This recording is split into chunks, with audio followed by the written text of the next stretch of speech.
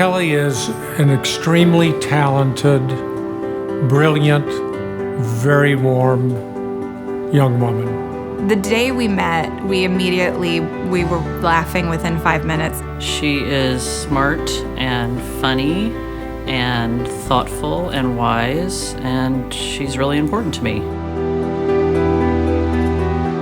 Growing up as a little girl, as a teenager, there were absolutely no hints, no clues that Kelly was someday going to suffer from a mood disorder. I have bipolar 1 disorder. It's sometimes considered the classic bipolar version.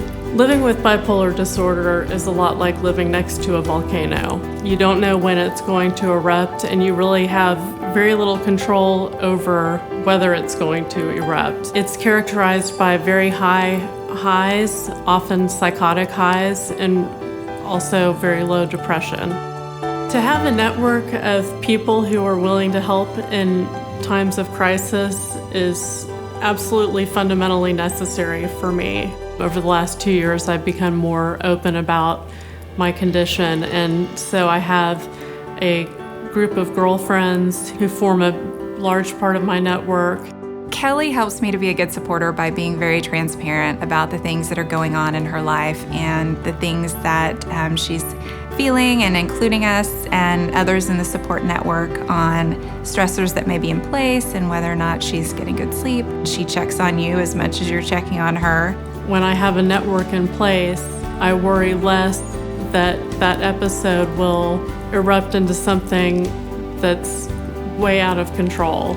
I feel like most of us have somebody that we can kind of use it as an example and bring that into the conversation. And that way you can open it up in a non-judgmental way. Because I think once you say, hey, either I've struggled with this or I know someone who has, then you've presented yourself as a non-judgmental, open person who's willing to hear what someone will hopefully tell you.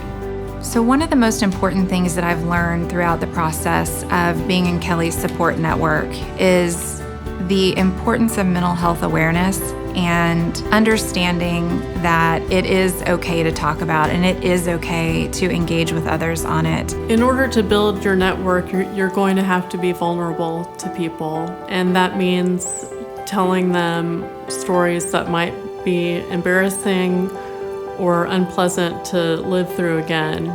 But I believe that if you tell your story honestly to someone you trust, that person is very likely to respond in a positive way. Being in the open and addressing it and being willing, if you think that you have a problem, to sharing it with your family and friends is absolutely the best, smartest, and safest thing that you can do. I know a lot about personal struggles that people have with their illnesses and their health, but you don't hear about mental illness, even though you know that it's out there and people are struggling with it. Don't try to fix it. Share hope. Ask and listen. Focus on strengths. Celebrate every victory. Be ready for the ups and downs. Speak up. Share hope. Mental health needs a new voice, yours. To learn more, go to okaytosay.org.